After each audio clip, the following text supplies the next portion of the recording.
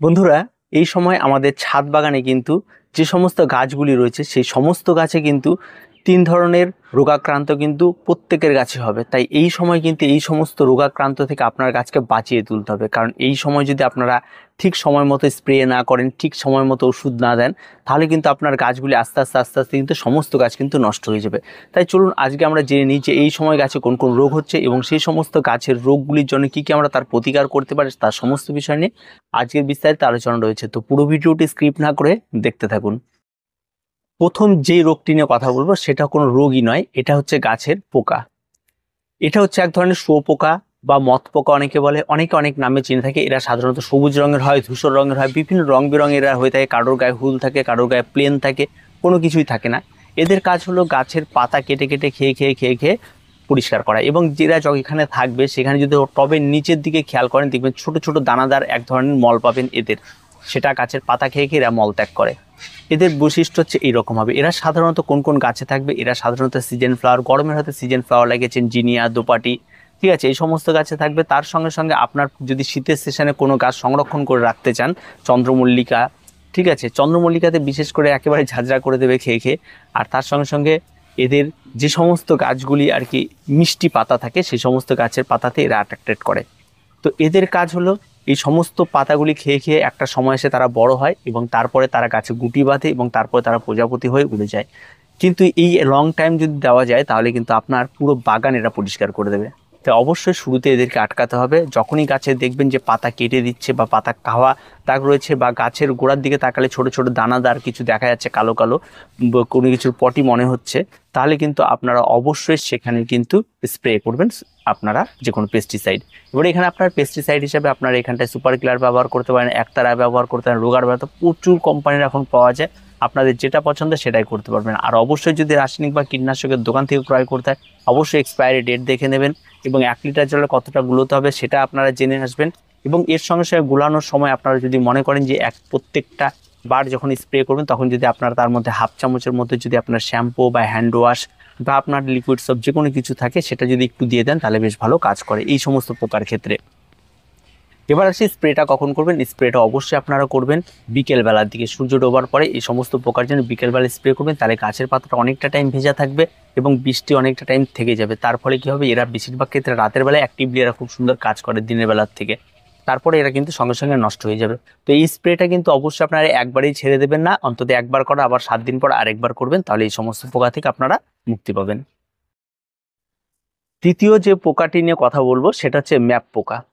এই সমস্ত পোকার আক্রমণ সাধারণত ছাদ বাগানে সবজির গাছগুলিতে বেশি ঘটে। হয়তো আপনার এই সময় গরমের বেশ কিছু সবজি লাগিয়েছেন, হয়তো করলা লাগিয়েছেন, মিষ্টি কুমড়ো লাগিয়েছেন বা আপনারা কয়তা লাগিয়েছেন, টমেটো রয়ে গেছে আপনার এই গরমের ছাদ বাগানে, তাহলে কিন্তু এই ম্যাপ পোকার আক্রমণটা অবশ্যই ঘটবে।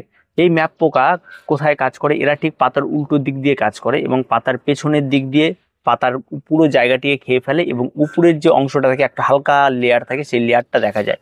দেখে যেন মনে হয় উপর থেকে এরা আটটা করেছে, কিন্তু এরা পেছন দিক দিয়ে পাতাটিকে পুরো ফাঁকা করে দেয়। তো এই পোকার জন্য কিন্তু অবশ্যই আপনাদের এই পোকাগুলি সাধারণত কিন্তু চোখে দেখা যায় না, এরাও কিন্তু ঠিক রাতের বেলায় এসে এই সমস্ত কাজ করে তারপরে চলে যায়। তো এই পোকাগুলি খুব ছোট ছোট হয়ে থাকে আর এই সমস্ত পোকার জন্য কিন্তু অবশ্যই আপনাকে এখানটায় পেস্টিসাইডও স্প্রে করতে হবে। আপনার এখানে একতারা সবচেয়ে বেস্ট, যে কোনো গাছের জন্য, যে কোনো পোকামাকড়ের জন্য অ্যাক্টিভলি কাজ করে। তারপর সুপার কিলার রয়েছে, এই সমস্ত কিছু আপনারা কম দামি জিনিসগুলো ব্যবহার করতে পারেন। এখানেও ঠিক একই কাজ করবেন আপনারা। এইটা ব্যবহার করার সময় অবশ্যই আপনারা এখানটায় 1 লিটার জলে কতটা মেশাবেন সেটা একটু শুনে নেবেন। আর পার্টিকুলার এই সমস্ত ম্যাপ পোকা মারার জন্য কিন্তু প্রচুর ওষুধ পাওয়া যায়। আপনারা রাসায়নিক বা কীটনাশকের দোকানে যদি এই সমস্ত ওষুধের বা পোকামাকড়ে বা ডেসক্রিপশন দিয়ে দেন বা যেই পাতাটা অ্যাট্রাক্টেড হয়েছে সেই পাতাটা নিয়ে যদি দোকানে যান তাহলে কিন্তু তারা দেখলেই চিনতে পারবে এবং তার জন্য পার্টিকুলার আলাদা আলাদা অনেক ওষুধ থাকে, সেগুলি দিলে কিন্তু আরও অনেক ভালো অ্যাক্টিভলি কাজ করে। তো এটার ক্ষেত্রেও ঠিক একই রকম কথা বলবো, স্প্রে করার সময় অবশ্যই আপনারা বিকেলবেলা করে স্প্রে করবেন, তাহলে কিন্তু এরা খুব ভালো কাজ করে। 3 নম্বর যে রোগটি নিয়ে কথা বলবো সেটা হচ্ছে এই সময় আপনারা এটা দেখতে পাবেন, সেটা হচ্ছে মাকড়ের আক্রমণ। এই সময় এই মাকড়ের আক্রমণ কিন্তু প্রচুর পরিমাণে ঘটবে। হঠাৎ করে দেখবেন আপনার গাছের পাতাগুলি লালটে ভাব হয়ে যাচ্ছে।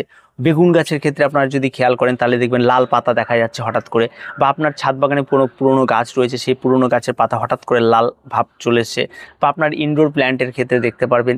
এই সমস্ত কিছু, এই লাল ভাবটা কিন্তু এরা কিন্তু অনেকটা মাকড়ের আক্রমণে ঘটে।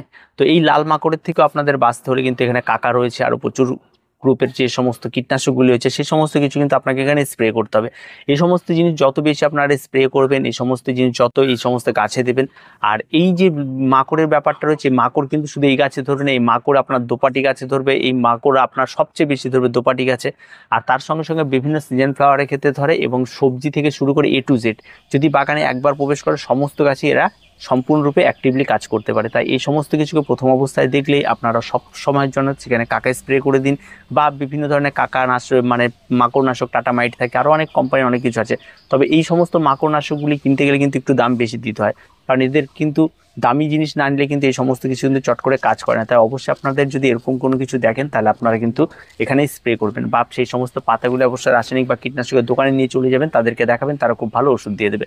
আর অবশ্যই আপনার স্প্রে করার আগে আবার বারবার করে একই কথা বলি যে 1 লিটার জলে কতটা মেশাবেন, এবং তার কি এক্সপায়ার ডেট রয়েছে, এবং তার কি সমস্যা রয়েছে, কতটা মেশাতে হবে, এই সমস্ত বিষয়গুলি একটু আপনাদেরকে জেনে নিয়ে তারপরে স্প্রেগুলি করবেন। আর স্প্রে করার সময় অবশ্যই মুখে মাস্ক বেঁধে নিয়ে স্প্রেগুলি করবেন, কারণ এই ওষুধগুলো অনেকটা বেশি অ্যাক্টিভলি মানে পয়জন রয়েছে, তার জন্য কিন্তু অবশ্যই নিজেকেও একটু সেফ রেখে এই জিনিসগুলো অবশ্যই করবেন। সর্বশেষ যেই রোগটি নিয়ে আলোচনা করব সেটা হচ্ছে ফাঙ্গালের আক্রমণ। এই ফাঙ্গালের কিন্তু নির্দিষ্ট কোনো তার নাম নেই যে এই ফাঙ্গাল ওই ফাঙ্গাল, যদিও থাকে সেগুলি নিয়ে আমরা সমস্ত কিছুকে একবারেই বলি ফাঙ্গাল আক্রমণ। মাঝে মধ্যে আমরা দেখতে পাই যেখানে ধসা রোগ হয়, সে একটা সমস্যা থাকে। তারপরে আপনারা দেখবেন এই সময় পাতা পোড়া রোগ হয়, এইগুলি সমস্যা থাকে। তো প্রচুর কিছু সমস্যা থাকে ফাঙ্গালের।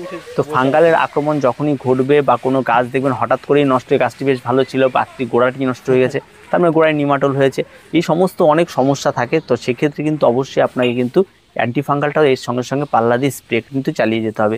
অ্যান্টিফাঙ্গাল এবং পেস্টিসাইড যদি আপনারা 15 দিন পর পর কন্টিনিউ স্প্রে করতে পারেন, তাহলে কিন্তু আপনার বাগানে কোনো রকমই কোনো পোকামাকড় বা রোগব্যাধি থাকবে না। কিন্তু আমরা বাগানে সাধারণত এটা খুব কম করে থাকি, যখন কোনো গাছে আক্রমণ ঘটে তখন আমরা একটু স্প্রে করে থাকি। আর এই সমস্ত অ্যান্টিফাঙ্গাল বলেন আর বা পেস্টিসাইড যেটাই বলেন, এগুলো কিন্তু কিনতে গেলেও কিন্তু আমাদের অনেক টাকাই ব্যয় হয়ে থাকে। তাই একজন বাগানির কাছে কিন্তু এখন বাগান করাটা কিন্তু অনেকই ব্যয় সাশ্রয় হয়ে গেছে।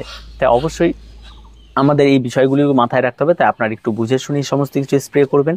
আর অ্যান্টিফাঙ্গালটা অবশ্যই আপনারা চেষ্টা করবেন যে কপাল অক্সিক্লোরাইড যুক্ত অ্যান্টিফাঙ্গাল নেওয়া। টাটা ব্রাইটক্স রয়েছে টাটা কোম্পানি, তো আরও প্রচুর জিনিসপত্র পাওয়া যায় যেগুলি ভালো কাজ করে, এগুলি কিন্তু আপনারা নিতে পারেন।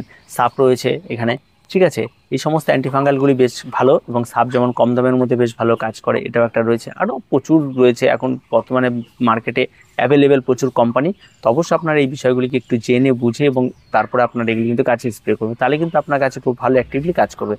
তো এই 3-4টে রোগ রয়েছে এখন গাছে, এগুলি থেকে যদি আপনারা মুক্তি পেতে পারেন তাহলে কিন্তু আপনার গাছ কিন্তু খুব সুন্দর হেসে গেলে বেড়ে উঠবে, আর কোনো রকম কোনো রোগাক্রান্ত কিন্তু হবে না। আরেকটি কথা বলি, অর্গানিকভাবে কোনো কিছু করে কিন্তু এই সমস্ত পোকামাকড় দূর করা যায় না, সেটা কিন্তু অনেকটাই কিন্তু সমস্যার ব্যাপার হয়ে যায়। তো যারা একটু করবেন তারা একটু এগুলো কিন্তু স্প্রে করতে হবে, তবে কিন্তু গাছ ভালো থাকবে, নাহলে কিন্তু এই সময়টাতে বিশেষ করে কিন্তু খুব মুশকিল কাজ করা। তো আর কিছু বলার নেই, প্রত্যেকে ভালো থাকবেন, প্রত্যেকে সুস্থ থাকবেন। আর যারা আমাদের চ্যানেলে নতুন রয়েছে অবশ্যই চ্যানেলটিকে সাবস্ক্রাইব করে নেবেন, আর এই সমস্ত নিত্য নতুন ভিডিও আপনারা প্রতিদিন পেয়ে যাবেন।